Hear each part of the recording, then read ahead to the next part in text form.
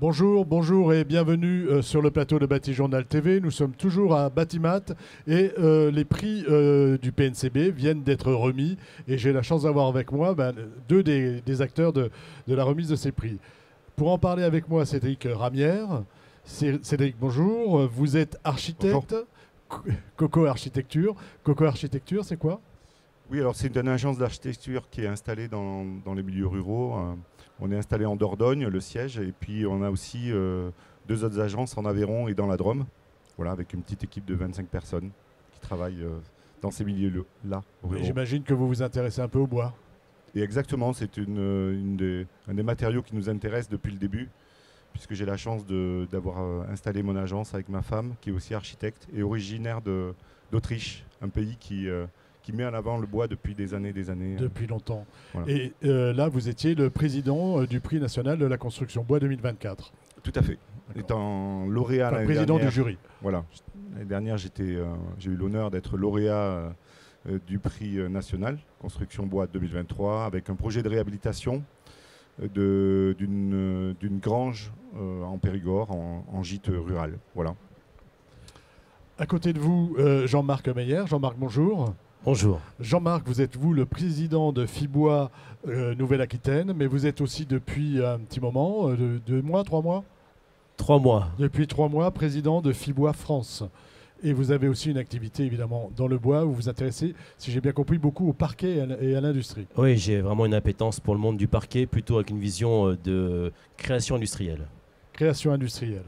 Mais vous êtes là au titre de président de Fibois France. Et je voudrais que vous nous présentiez, avant qu'on parle du prix, Fibois. Oui, alors Fibois France, c'est précisément la structure qui organise et pilote le PNCB, le prix national de la construction bois. Il y a beaucoup d'acronymes, donc j'ai tendance à vouloir... Oui, il faut les développer. Voilà, effectivement, vous avez raison. Et donc, Fibois France, c'est la structure qui coordonne les Fibois régionaux. En fait, les Fibois régionaux sont sur les périmètres des territoires des régions françaises administratives. Vous en avez 12 sur le continent français. Fibois France se coordonne et pilote pour cette vision interrégionale la vision de la filière, on va dire, au sein de la filière nationale. Voilà, en gros. Nous sommes l'acteur de l'interrégionalité au sein de la filière forêt-bois. Acteur de l'interrégionalité, et donc vous vous intéressez aussi à ce qui se passe en termes de construction bois, d'où ce prix national de la construction bois. Expliquez-nous un petit peu comment ça fonctionne. Il y a des prix régionaux, un prix national. Racontez-nous un peu l'histoire de ce prix. Oui, avant d'être interrégional, on est surtout de la proximité. Et la proximité, c'est-à-dire qu'on est au plus près des acteurs des territoires. Et justement, les acteurs des territoires, ce ne sont pas seulement les maîtres d'œuvre, architectes ou maîtrises d'œuvre, ce sont aussi tous les promoteur d'une valorisation de la chaîne de valorisation depuis la forêt jusqu'à la maîtrise d'ouvrage. Donc effectivement, on est à disposition de ces acteurs-là. On a différents événements au cours de l'année pour pouvoir être plus proche d'eux. Et un PRCB, donc prix régional de la construction bois dans chaque région de France administrative, qui justement fait... je salue parce que Cédric était aussi le président du jury au PRCB Nouvelle-Aquitaine. Il se trouve qu'on est... on est de la même région administrative française, mais ça c'est le fruit du hasard, c'est absolument pas du tout lié. La Nouvelle-Aquitaine, même si c'est la taille de l'Autriche, n'a pas une prédominance sur les autres régions en France. Mais en tout cas, effectivement, il y a d'abord un PRCB dans chaque région, des lauréats qui sont soumis à un jury national qui est composé vraiment d'acteurs de la grande filière, ça veut dire depuis les propriétaires forestiers, les communes forestières, les certifications, jusqu'aux transformations, jusqu'à la maîtrise d'ouvrage. Et ils décident, selon, on verra après dans les slides qui vont circuler, j'imagine, différents critères pour pouvoir définir justement les prix qui sont remis au sein du PNCB ce jour même. Voilà. Et on s'intéresse à toute la chaîne. Hein. C'est important pour vous, je crois. Oui, aujourd'hui, on est en train de dessiner une grande filière. Aujourd'hui, la société a besoin d'avoir un interlocuteur qui parle justement pas seulement d'une vision amont ou aval de la filière. Ce genre de prix, c'est une honorification d'acteurs qui ont justement œuvré pour pouvoir mettre le bois ou les biosourcés en général, parce que le bois fait partie des biosourcés, mais il y a d'autres biosourcés qui sont intégrés. Et il y a d'autres critères qui sont aussi, on les verra aussi au fur et à mesure, mais j'en cite un ou deux quand même importants.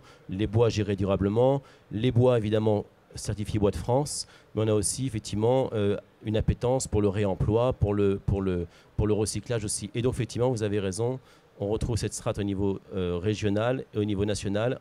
Et c'est une strate qui permet de montrer que la filière est unie. Ça veut dire que depuis la graine jusqu'au bâtiment en bois, on a une chaîne de valorisation qui permet d'obtenir les ouvrages qu'on a effectivement aujourd'hui Voilà, et qui ont été récompensés tout à l'heure, qui ont été primés tout à l'heure.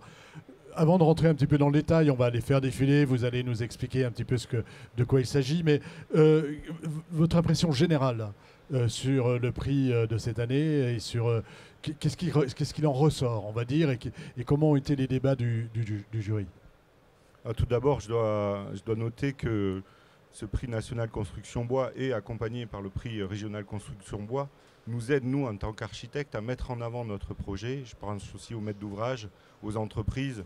C'est bien de pouvoir être mis en avant à travers les expositions de ce prix, notamment les ouvrages publiés, pour montrer qu'il existe des exemples, des projets exemplaires qui répondent à la fois aux enjeux environnementaux, sociétaux, mais aussi à des questions d'urbanisme, de paysage et d'architecture. C'est ce qu'on a voulu noter cette année dans le prix national construction bois.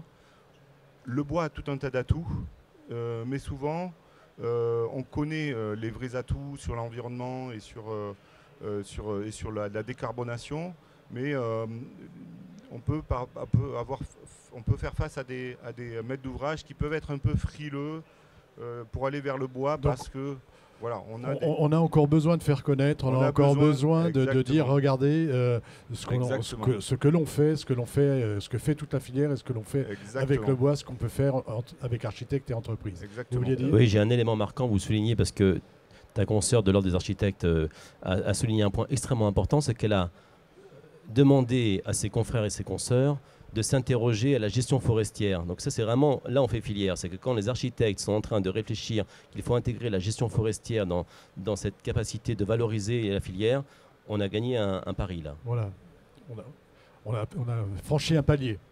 On a aussi gagné un pari, mais on a aussi franchi un palier, vous avez raison. Okay. Alors allons-y sur les prix. Là, on a le prix spécial, on reconnaît tous cet ouvrage. Voilà, alors, effectivement, le prix national bois, il faut le dire, c'est un prix qui s'ouvre à toutes les tailles de projets. Ici, on a un projet, on le connaît, qui est un projet icône, un des projets icônes de le centre Paris aquatique, 2024, des Jeux Olympiques, de Paris. Le centre aquatique et franchissement piéton. Donc on est sur un ouvrage spécifique avec une commande extraordinaire, quelque part, et tout un volet d'innovation, notamment sur l'optimisation des sections de bois, le franchissement sans poteau. On est, je crois, sur une distance de 95 mètres, je crois, sans poteau, donc avec une charpente très fine, comme ça. Donc on a primé effectivement ce prix-là avec un prix spécial. On est sur coup de cœur spécial. Voilà, il fallait, comme on était un peu dans un ouvrage un peu exceptionnel, on n'en fera pas tous les jours. C'est un bâtiment qui permet sur le territoire national de faire rayonner l'usage du bois, mais ce bâtiment-là va bien au-delà, puisque c'est Paris 2024. On est aussi sur un rayonnement international avec un savoir-faire français qui du coup rayonne bien au-delà des frontières de la France. Voilà. Avec ça, on a pu montrer ce qu'on était capable de faire. Voilà. Moi, j'entends encore les clameurs de Léon Marchand sur Léon Marchand dans ce bâtiment en bois, là, formidable.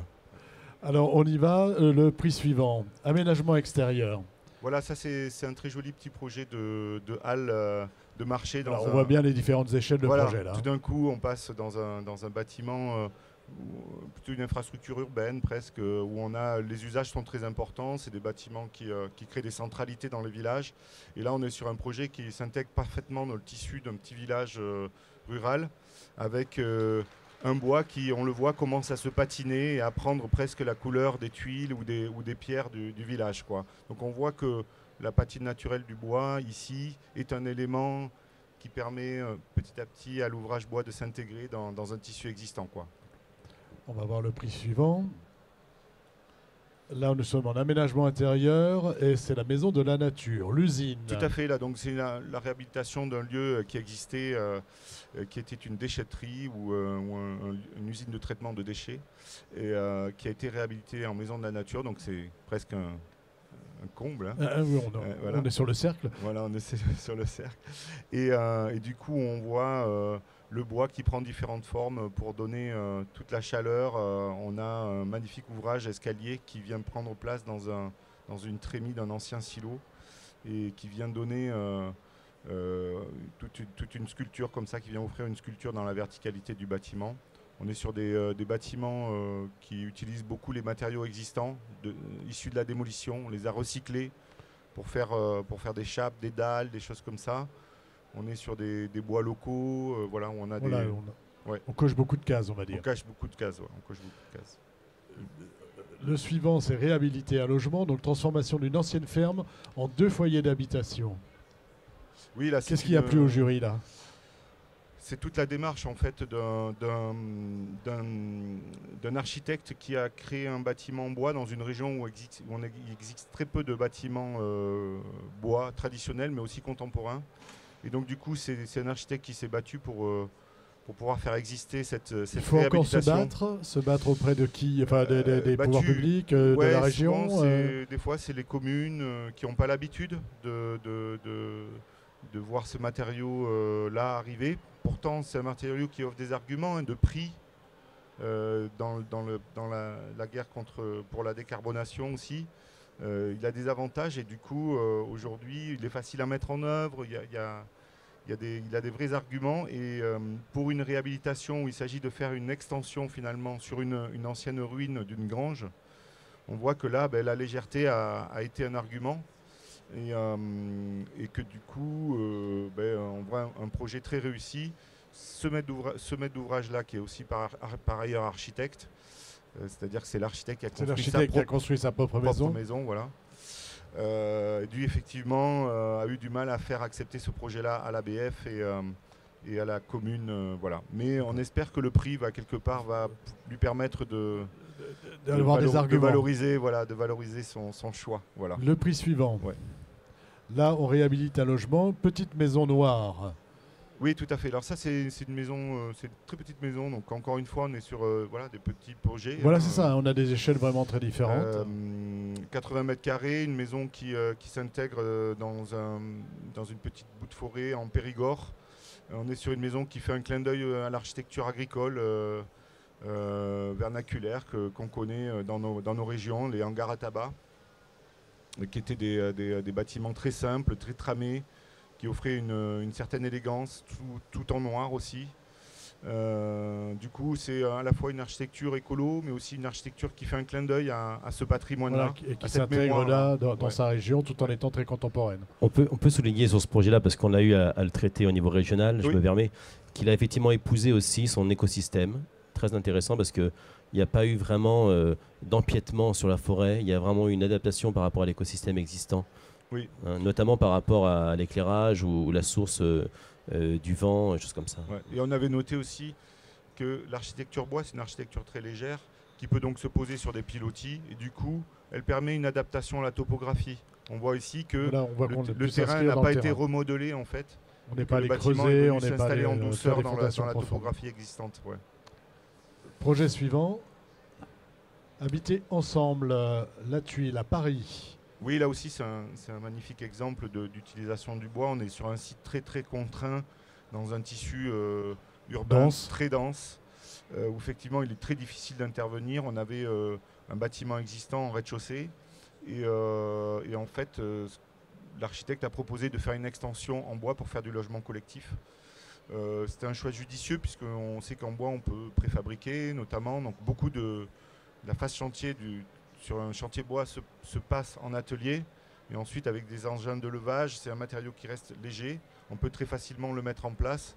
C'est donc des chantiers qui sont censés durer qui sont plus courts, sur un temps court, qui ont moins de nuisances aussi, sonores, etc.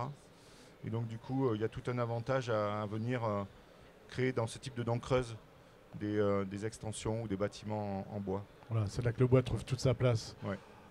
Le suivant, réhabiliter un équipement, magnifique. Ça, c'est un projet qu'on retrouve dans le magazine 5 façades de ce mois-ci. Oui, alors c'est pas les mérins qu'on valorise là, hein, je précise, parce que les tonneaux, là, les barriques sont très, très sourcées en bois, mais c'est plutôt la charpente, pardon. Oui, tu as raison, Jean-Marc. Finalement, c'est un de nos plus gros projets qui a été primé cette année. Malgré tout, c'est pas un aéroport non plus. Hein, oui, ce projet, il a séduit par... Alors, j'ai pas dit ce que c'était, c'est la restructuration du château Cantonac-Braun, et l'architecte, c'est M. Madec. Tout à fait. Oui, c'est un projet qui a séduit par son élégance, la mise en œuvre du bois ici sous différentes formes. On a différents jeux de charpente. Le travail sur le bois massif aussi fait qu'on a des assemblages assez remarquables pour essayer de mettre en valeur le plus possible, de mettre en œuvre le plus possible le bois massif. Et après, par ailleurs, c'est un bâtiment qui fait appel à de nombreux matériaux biosourcés, géosourcés. On a le souci ici d'avoir une atmosphère saine dans un lieu où la vinification doit se faire avec un échange d'odeurs et gustatifs. Voilà, le mélange du bois avec le raisin. Toute cette idée-là d'être sur un bâtiment bioclimatique, mais aussi le plus simple possible. Ouais. Alors, bâtiment suivant.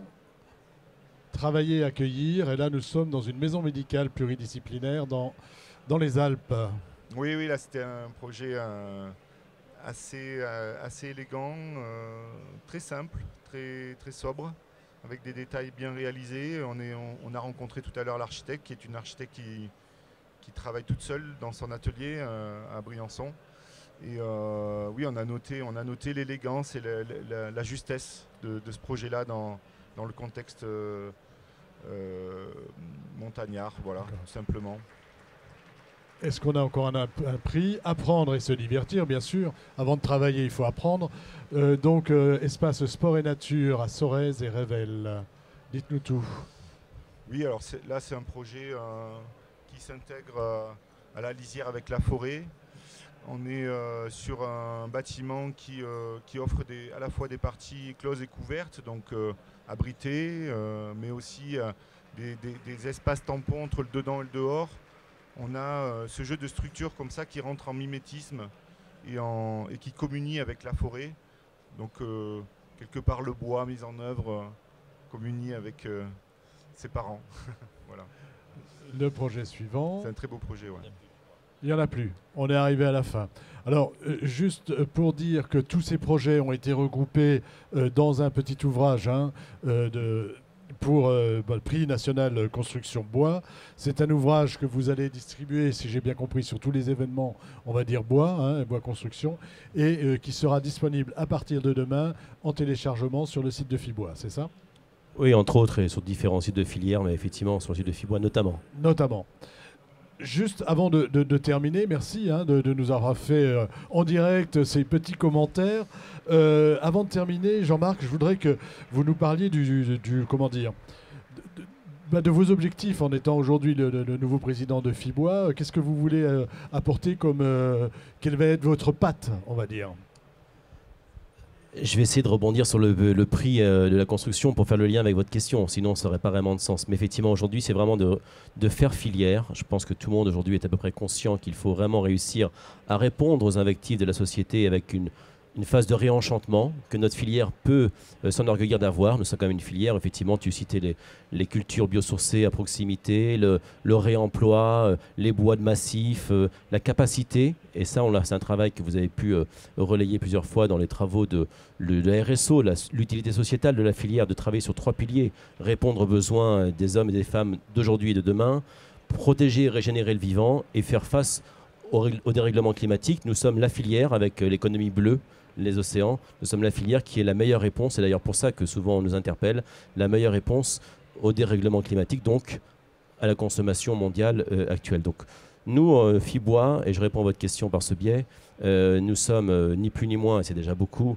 l'acteur du territoire au sein de cette filière qui coordonne les territoires à travers ces régions administratives françaises. Pourquoi les régions? Parce que de plus en plus, nous sommes dans une Europe fédérale, donc les financements ventilent via effectivement les régions administratives. Donc je crois qu'on a vraiment à œuvrer au sein de la grande filière qui se dessine, en étant vraiment l'acteur de la proximité, de la réactivité territoriale. Donc Fibois France, le mandat que j'ai effectivement depuis 3 mois à peu près, sur un mandat de 3 ans, est là pour piloter et coordonner ces visions territoriales qui sont valeurs aujourd'hui de croissance et je dirais de cohésion dans la filière. Voilà. Un point particulier sur les bois dépérissants, je crois que vous voulez aussi insister là-dessus. Oui, aussi on est là dans le cadre du PNCB. L'utilisation, hein, oui, des bois alors dépérissants. bon, moi je suis aussi avec une appétence pour le design. Alors je sais que c'est aussi une volonté que de valoriser plus les produits issus du design, notamment industriel, dans ces lauréats. Vous avez pu apercevoir, il y a des prix très différents les uns des autres. Donc en fait, il n'y a pas vraiment de, c'est pas le plus beau qui est le valorisé. D'ailleurs, on est très vigilant dans ces prix sur la capacité de tenir les budgets engagés dès le départ. Vous voyez comme quoi c'est quelque chose qui n'apparaît pas forcément dans la remise des lauréats. Pourtant, c'est quelque chose de très important. Mais aujourd'hui, il y a effectivement 2-3 exigences qui sont réelles. C'est de créer une valorisation des bois dépérissants. Pourquoi dépérissants? Parce qu'avec le dérèglement climatique, les premières victimes, c'est paradoxalement ceux qui seront en ceux qui sont capacité la de solution. résoudre une partie du Et c'est les problème. forêts. Je prends souvent le hêtre des Pyrénées parce que c'est notre région et que souvent on dit que les hêtres des Pyrénées, là depuis plus de 250 000 ans et que là en 50 ans peut-être ils vont disparaître du fait du réchauffement climatique, soit on attend qu'ils disparaissent et on ne pourra que les transformer en bois énergie, c'est déjà une solution, mais ce n'est pas une solution pérenne pour séquestrer le carbone, soit on est en capacité de trouver des ouvrages ou de la valorisation à travers le design par exemple, pour pouvoir valoriser ces bois dépérissants, qui sont dépérissants soit à cause de pathogènes qui sont issus eux-mêmes du réchauffement climatique, soit dépérissants de par d'autres facteurs endogènes. On a les bois scolités sur la façade est, on a le hêtre et on a ici en Ile-de-France le châtaignier notamment. Et dernière chose, c'est sur la certification des forêts. Je crois que vous voulez aussi insister là-dessus. Sur la traçabilité, vous voulez sur dire? La traçabilité, oui. Oui, c'est un élément important parce que je parlais tout à l'heure avec PEFC et FSC, qui sont les deux labels qu'on retrouve en forêt durable. Nous, les Français, malheureusement, on a cette image toujours d'être un peu contre ce qui fait cohésion et fait label. Il y a plein de pays qui le voient comme un challenge et quelque chose de façon de s'enorgueillir. Donc effectivement, il faudrait qu'aujourd'hui, on mette beaucoup plus en valeur ces bois de territoire, de France si possible, et de territoire, gérés durablement, et que ces labels ne soient pas une contrainte, comme souvent ils sont perçus par certains acteurs, mais qui soient de plus en plus valorisés. En tout cas, au sein du PNCB, tous les prix que vous avez vus ici sont des prix qui peuvent s'enorgueillir d'avoir effectivement des bois certifiés, éco-certifiés, PEFC ou FSC, qui sont des membres de notre jury aux côtés de Cédric cette année. Écoutez, messieurs, merci. Merci beaucoup d'être venus nous parler du prix national de la construction bois qui vient d'être remis et puis de nous parler un peu des actions de FIBois. Et je rappelle qu'on peut retrouver donc dans cet ouvrage qui sera sur le site du PNCB demain, tous les ouvrages dont on a parlé tout de suite. Une émission, donc un petit temps d'échange à retrouver sur notre site internet Batijournal TV et sur le site de notre partenaire Le Colifab, ainsi que sur le site de notre partenaire presse Woodsurfer. Merci à vous. Merci.